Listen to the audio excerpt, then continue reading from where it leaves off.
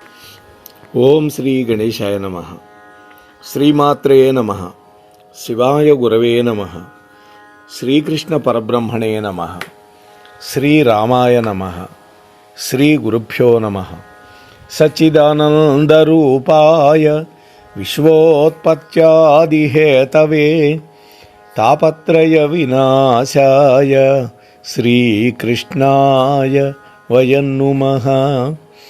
వెంకటాద్రి సమస్థానం బ్రహ్మాండే నాస్తి కించన వెంకటేశ సమో దేవో న భూతో న భవిష్యతి. ప్రియ భగవద్బంధువులారా, మోహనవాణి ఛానల్ ద్వారా ఈ వీడియోని వీక్షిస్తూ ఉన్నటువంటి భక్తామ తల్లులకు తండ్రులకు మునుముందుగా నా యొక్క నమస్సులు. ఈరోజు కలియుగ ప్రత్యక్ష దైవమైనటువంటి మనందరికీ ఇలవేల్పైనటువంటి తిరుమల కొండల మీద వెలిసి ఉన్నటువంటి ఆ శ్రీనివాసుడు, ఆ వెంకటేశ్వర స్వామి, ఆ 7 కొండలు, ఆ 7 కొండల యొక్క పరమార్థం ఏమిటో ఇవాళ మీతో పంచుకునే ప్రయత్నం చేస్తాను. వృషభాద్రి, వృషాద్రి, గరుడాద్రి, అంజనాద్రి, శేషాద్రి, వెంకటాద్రి, నారాయణాద్రి. ఇవి 7 కొండల పేర్లు. ఈ 7 కూడా స్వామి యొక్క క్రీడా పర్వతాలండి. ఇవి వైకుంఠంలో ఉండేటటువంటి క్రీడా పర్వతములు. అటువంటి క్రీడా పర్వతములు భూలోకానికి ఎలా వచ్చాయి? ముందు ఆ చిన్న కథ చెప్పుకొని ఆ తర్వాత ఈ 7 కొండల గురించి మాట్లాడుకుందాం. ఒకానొకప్పుడు వాయుదేవుడు వెంకటేశ్వర స్వామి యొక్క విష్ణుమూర్తి యొక్క దర్శనానికి వైకుంఠానికి వెళ్ళాడండి.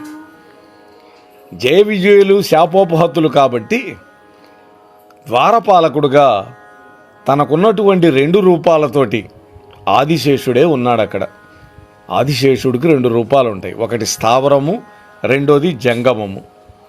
స్థావరం అంటే తన యొక్క ఒరిజినల్ రూపం, సర్పరూపంలో స్వామికి పాన్పుగా ఉన్నాడు లోపల. రెండవ రూపం కరచరణాదులు ధరించి మనలాగా చేతిలో శూలం పట్టుకొని కాపలాగా ఉన్నాడు. వైకుంఠం యొక్క ద్వారం దగ్గర వాయుదేవుడు వచ్చాడు, అడ్డం పెట్టాడు శూలం. వాయుదేవా, ఇప్పుడు లోపలికి వెళ్ళటానికి వీల్లేదన్నాడు. అదేమిటయ్యా, నేను అష్టదిక్పాలకుల్లో ఒకడిని, స్వామి యొక్క దర్శనానికి వస్తే నువ్వేందు నన్ను పోనీయటం లేదు, తొలుగు పక్కకి అన్నాడు. ఇప్పుడు అయ్యవారు అమ్మవారు ఏకాంతంలో ఉన్నారు, ఇప్పుడు ఎవరికి అనుమతి లేదు, వెళ్ళు అన్నాడు. వినలా వాయుదేవుడు. బలవంతంగా లోపలికి పోవాలనుకున్నాడు. ఇద్దరికి మాటా పెరిగింది.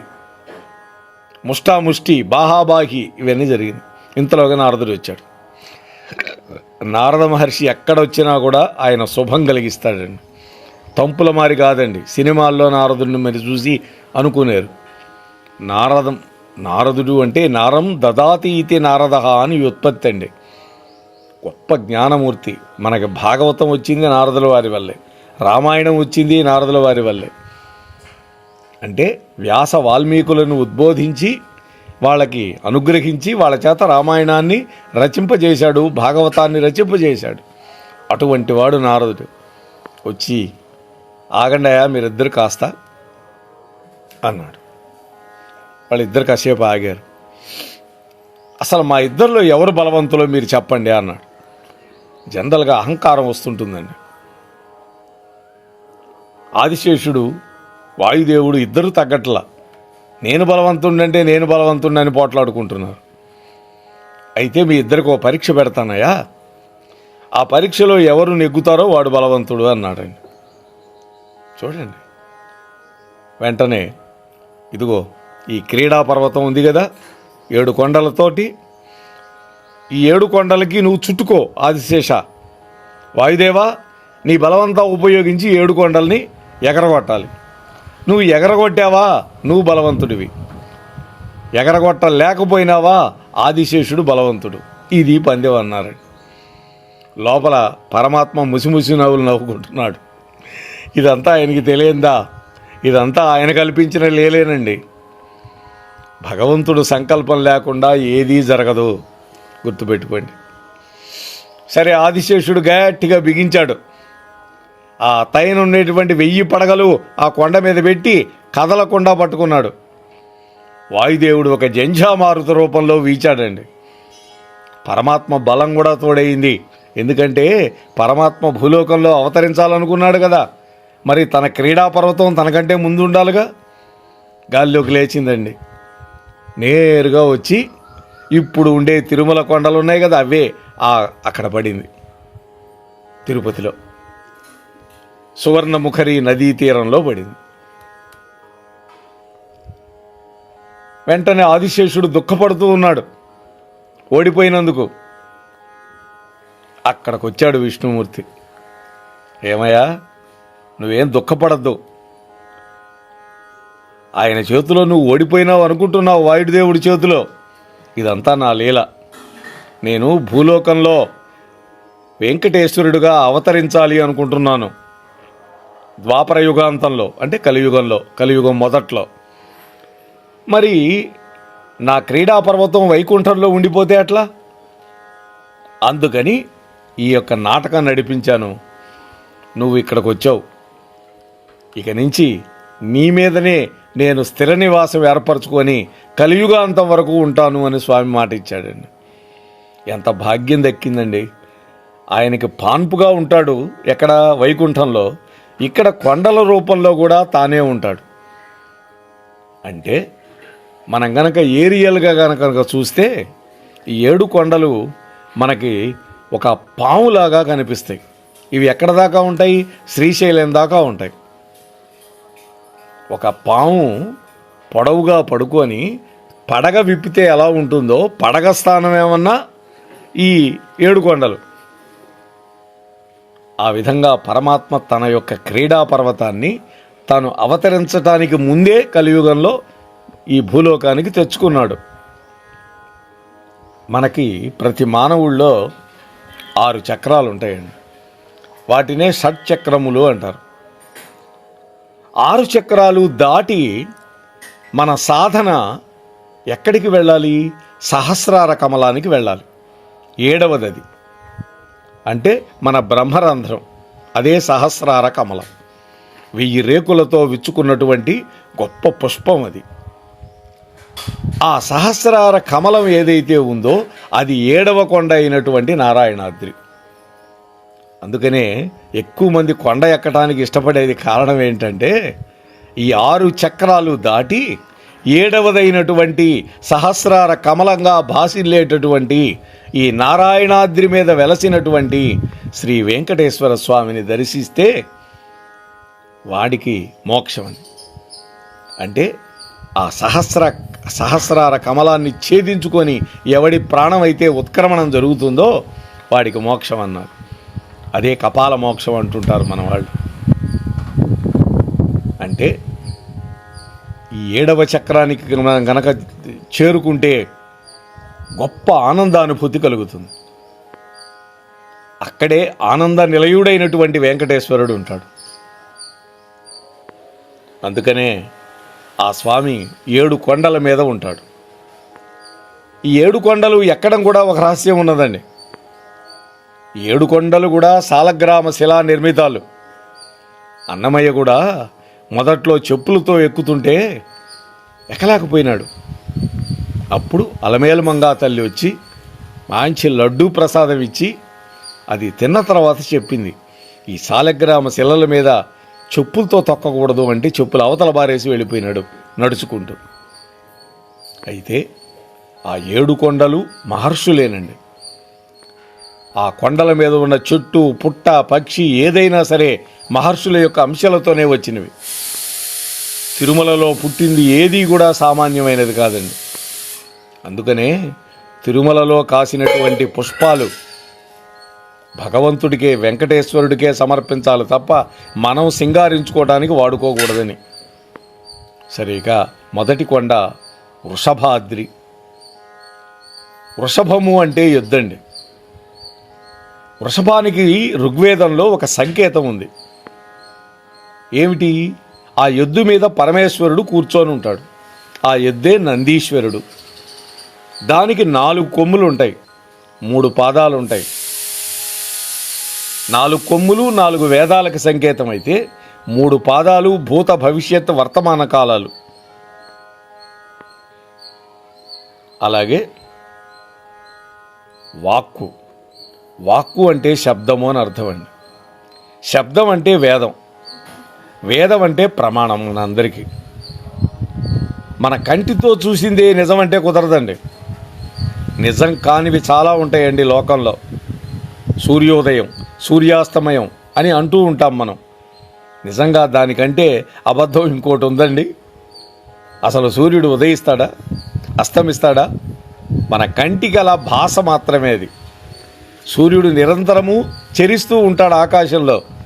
కాకపోతే భూమి కూడా తిరగటం వల్ల కొంత భాగం వాళ్ళకి పగలుగా కనపడుతుంది, మరికొంతమందికి రాత్రి అవుతుంది. ఆ రాత్రి అయిన వాళ్ళకి మళ్ళీ పగలవుతుంది. ఇప్పుడు అమెరికాలో 12 గంటల తేడా మనకి వాళ్ళకి. మనకు ఉదయం 6 అయితే వాళ్ళకి సాయంత్రం 6 అవుతుంది.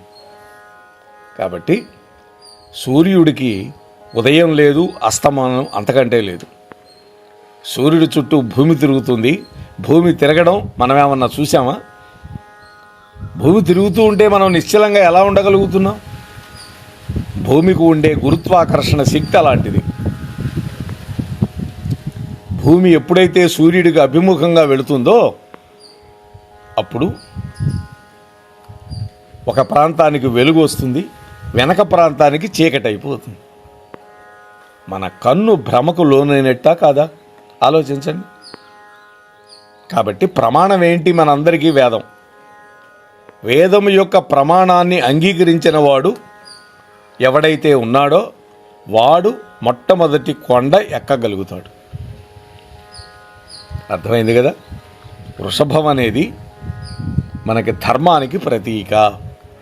అందుకని ధర్మమును తన వాహనంగా చేసుకున్నాడు పరమేశ్వరుడు. ఇక వృషాద్రి, మనకి విష్ణు సహస్రనామంలో కూడా ఈ వృష అనేటువంటి శబ్దం వినిపిస్తుందండి. వాస్తవానికి వృషము అంటే ధర్మము అని అర్థం అండి. ఎవడైతే వేదాన్ని అనుసరించి చెయ్యవలసినటువంటి పనులన్నీ చేస్తూ ఉంటాడో వాడు మాత్రమే పుణ్యాత్ముడు అవుతాడు లోకంలో. మనకి భగవంతుడు ఇచ్చిన వాటితో ఏం చేయాలి? 5 జ్ఞానేంద్రియాలు ఇచ్చాడు. కంటితో మంచి విషయాలు చూడాలి, చెవులతో భగవత్ కథలు వినాలి, వాక్కుతోటి భగవంతుడిని కీర్తించాలి. దీనివల్ల ఏమవుతుంది? ఇహలోకంలో పరలోకంలో 2 చోట్ల కూడా సుఖాన్నే పొందగలుగుతాడు. ఈ పనులు చేయడమే వృషాద్రి పర్వతాన్ని ఎక్కడం. ఇక 3వది గరుడాద్రి.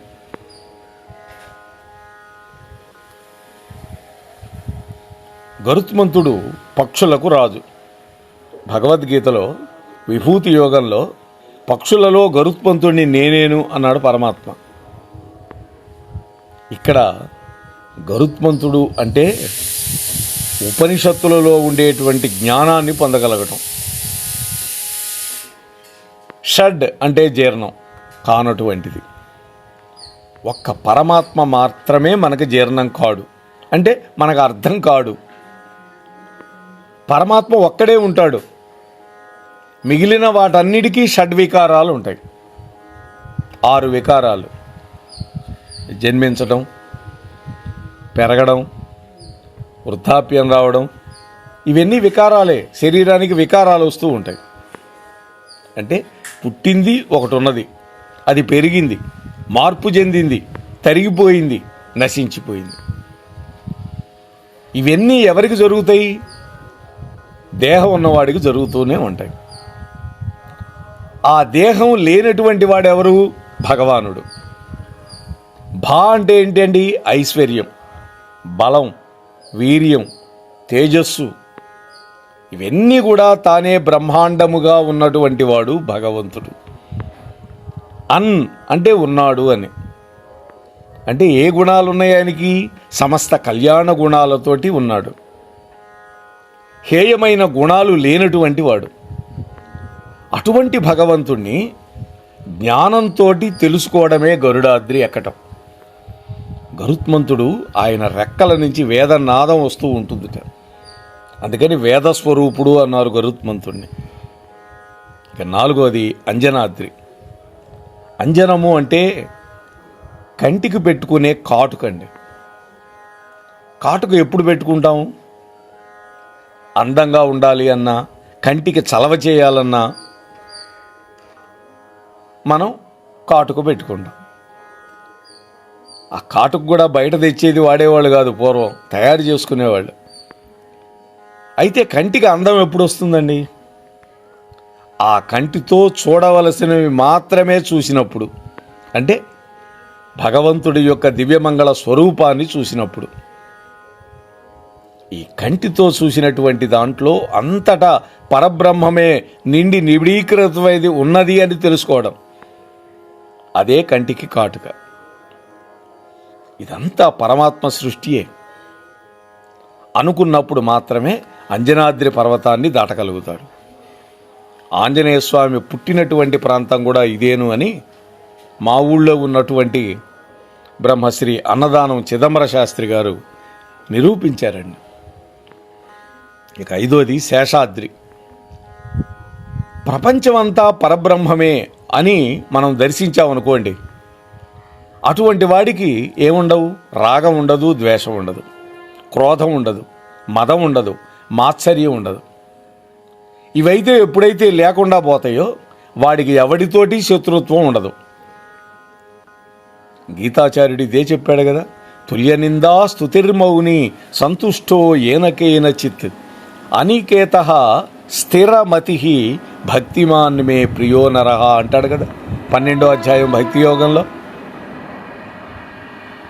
కాబట్టి నిందాస్తుతి ఒకే విధంగా తీసుకోవటం, ద్వంద్వాలకు అతీతంగా ఉంటాం. ఎవడైతే నిత్య తృప్తి కలిగి ఉంటాడో అన్నాడు, వాళ్ళు నాకు భక్తులు, నాకు ఇష్టులు అని చెప్పాడు పరమాత్మ. ఇక్కడ తాను కాకుండా మరొకటి ఉన్నది అంటే వాడికి భయం. మనం ఉపనిషత్ వాక్యాలు చెప్పుకున్నాం. రెండోది ఉన్నది అంటే భయం. అంతా బ్రహ్మమే అనుకునేవాడికి భయమే ఉండదు. ఇక్కడ రమణ మహర్షి గారు కొన్ని ఉదాహరణల గురించి చెప్పారు. అంటే ఎప్పుడూ ఒకే విధంగా ఉండడమే బ్రహ్మము యొక్క లక్షణం. ఆ స్థితి కనుక మనం ఎదగలిగితే అది శేషాద్రిని ఎక్కినట్టు అవుతుంది. 6 వెంకటాద్రి.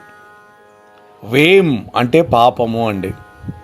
కట అంటే తీసివేయటం, పోగొట్టడం. అంటే పాపాలను పోగొట్టగలిగినటువంటి కొండ కాబట్టి వెంకటాద్రి అని వచ్చింది. ఎవరు ఈ పని చేసేది? పరబ్రహ్మమే చేయిస్తున్నాడు. అందుకనే మనకి బ్రహ్మాన్ని తెలిసినటువంటి వాళ్ళు చూడటానికి పిచ్చివాళ్ళలాగా కనపడతారు. అవధూతలంతా అటువంటి వాళ్ళే. వాళ్ళకి శరీరం పట్ల స్పృహ ఉండదు. మహాజ్ఞానులు వాళ్ళు. ద్వంద్వాతీతంగా ఉంటారు వాళ్ళు. శీతోష్ణ సుఖదుఖాలు వాళ్ళకి అంటవు. పిచ్చివాళ్ళలాగా కనపడతారు. అందుకనే అది మన కర్మ అండి.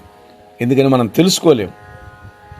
ఒక రామకృష్ణ పరమహంస ఒక మాట అంటూ ఉండేవారు, ఈ పిచ్చి నాకు ఎప్పుడు వస్తుంది అనేవాళ్ళు.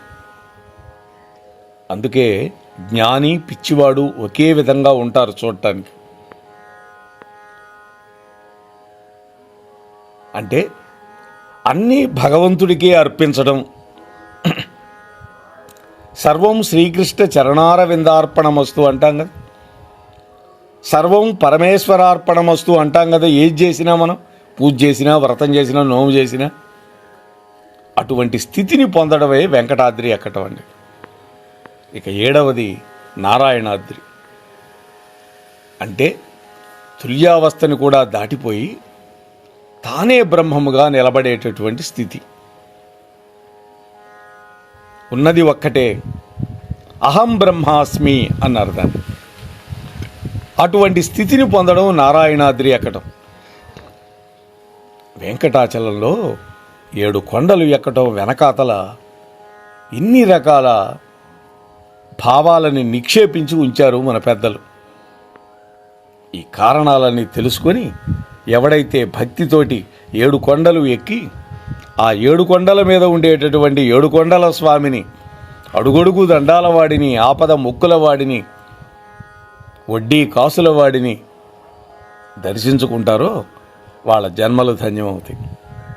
అయితే ముందుగా మనం ఆ కోనేరుకి ప్రక్కనే ఉండేటటువంటి వరాహస్వామి వారిని దర్శించుకున్న తర్వాత మాత్రమే వెంకటేశ్వర స్వామిని చూడాలి. ఆలోగా ఆ గుడి గోపురానికి ముందుగా ఎత్తుగా కొబ్బరికాయలు కొట్టే స్థలం అఖండ వెలిగే దగ్గర బేడి ఆంజనేయ స్వామి ఉంటాడు. ఆయన్ని కూడా దర్శించుకోవాలి. ఎందుకంటే అంజనాదేవికి మాటిచ్చాడు స్వామి, నీ బిడ్డకి ముందు పెట్టిన తర్వాతే నాకు పెడతారు అన్నాడండి. అలాగే వరాహస్వామికి ఏమైనా మాటిచ్చాడు? వరాహస్వామి ముందుగానే వచ్చాడు ఈ పర్వతాల మీదకి, హిరణ్యాక్షుడు అనేటువంటి వాడిని వధించి. అప్పుడు వెంకటేశ్వరుడు వచ్చాడు కలియుగంలో. అయ్యా నాకు కాస్త స్థలం ఇవ్వవయ్యా అని అడిగాడు. సరేనే ఇస్తాను, కానీ నా దర్శనం ముందైన తర్వాతనే నీ దర్శనం చేసుకునేటట్టయితే నాకేం అభ్యంతరం లేదన్నాడు. ఆయన అనకపోయినా స్వామే చెప్పాడు అని కూడా ఉన్నదండి పురాణం. అటువంటి వెంకటాచలపతిని మొన్న ఇటీవలనే ఒక 15-20 రోజుల క్రితం 2 ఏళ్ల తర్వాత మళ్ళీ వెళ్ళి దర్శించుకునే భాగ్యం కలిగింది. కమనీయమైనటువంటి దర్శనం అండి స్వామిది.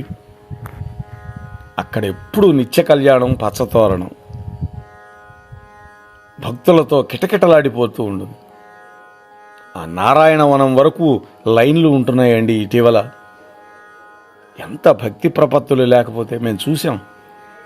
రూములు దొరకటల్లా, ఎంతోమంది షెడ్లల్లో, ఆ షెల్టర్లలో ఉంటున్నారు.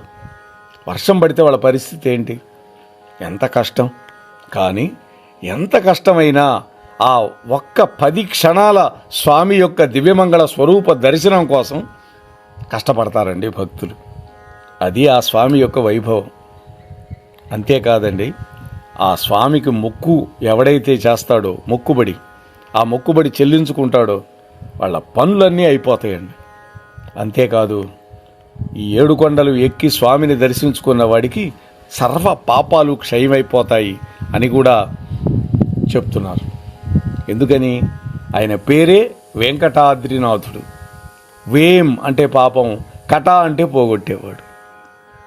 కాబట్టి నమో వెంకటేశాయ అంటూ మనం గనక ఆ దేవుడి యొక్క నామాన్ని స్మరించినంత మాత్రాన మనకి సర్వ పాపములు కూడా క్షయమైపోతాయి అని మీతో మనవి చేసుకుంటూ, మన అందరికీ ఇలవేల్పు. అంతేకాదండి, త్రేతాయుగంలో రాముడే ఈ యుగంలో వెంకటేశ్వరుడిగా వచ్చాడు. అలాగే ఇటీవల జరిగినటువంటి కృష్ణావతారం, ఒక 5130-125 ఏళ్ల క్రితం కృష్ణావతారం వచ్చింది. ఆ కృష్ణుడే తన పెంచిన తల్లి అయినటువంటి యశోదాదేవి కోసం వెంకటేశ్వరుడిగా వచ్చాడు. ఆ తల్లి అడిగింది, 16,008 పెళ్ళిళ్ళు చేసుకున్నావు కృష్ణ, ఒక్క పెళ్ళికి కూడా నన్ను పిలవలేదే అన్నది. ఎప్పుడు? గ్రహణ సమయంలో స్నానం దగ్గర, ప్రభాస తీర్థంలో. అప్పటికి కృష్ణుడికి 100 ఏళ్ళు దాటిపోయినాయి. ఆమెకి ఎన్ని ఉంటాయో అర్థం చేసుకోండి. అప్పుడు కృష్ణుడు మాటిచ్చాడు, అమ్మా కలియుగంలో శ్రీనివాసుడిగా నేను అవతరిస్తాను, అప్పుడు నువ్వు ఒకళమాతగా వస్తావు, నువ్వే నా పెళ్లి చేయిస్తావు ఆకాశరాజు పుత్రిక అయినటువంటి పద్మావతీ దేవితోటి అని వరమిచ్చాడండి స్వామి. అటువంటి భక్త సులభుడైనటువంటి స్వామి మన అందరినీ కరుణించి కటాక్షించుగాక అని మరొక్కసారి వినమ్రపూర్వకంగా మనవి చేసుకుంటూ, స్వస్తి సర్వేషాం.